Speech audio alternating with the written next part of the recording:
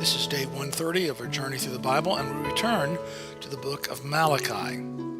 If you've read the book, or as you read this book, you should remember that this is the last prophet God would send to Israel for 400 years.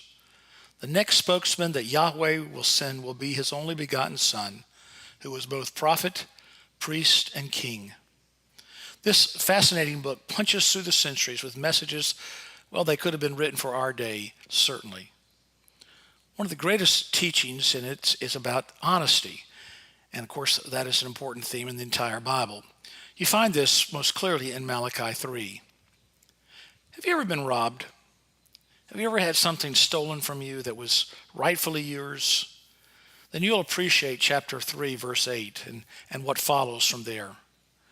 Based on God's commandment, you shall not steal, Malachi points out that the greatest theft ever committed is being done by his own people. Now here's the picture. A thief lies in waiting in the darkness for a victim. Out of the shadow he jumps, he robs an innocent person. He snatches away what he has no right to possess. Obviously, he cares nothing about the loss that's caused to someone else. This is an act of selfishness so gross that it turns the stomach. How much does the theft increase in its ugliness, though, when we realize that the victim is a loving father or mother who brought you into the world and who sacrificially cared for you, and you stole from them? There's some real horror stories about sick minds who do evil things like that.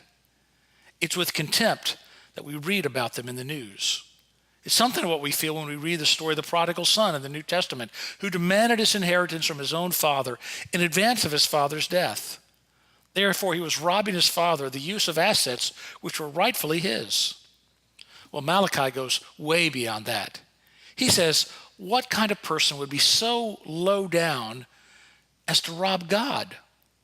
The God who provides everything, including his own existence and supplies that are required for us to survive every minute of every day. And then he writes, as God himself is speaking, you rob me by not setting aside a tithe and offering to me from all you possess.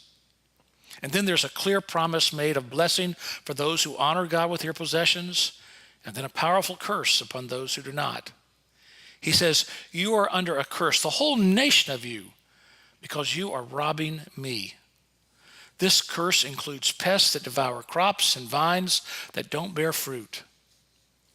You know, the tragedy of our own day is that so many of us want to get something for nothing from God. We put every bill collector in town ahead of him and have those bills because of our own selfish desire to own things we often cannot afford. Note that the judgment is not only for the individual, but he says as a nation itself is going to be under curse. And then notice that verse 13 and following traces this robbing of God with the next step. Widespread complaining against God, doubt, cynicism, and admiring the arrogant.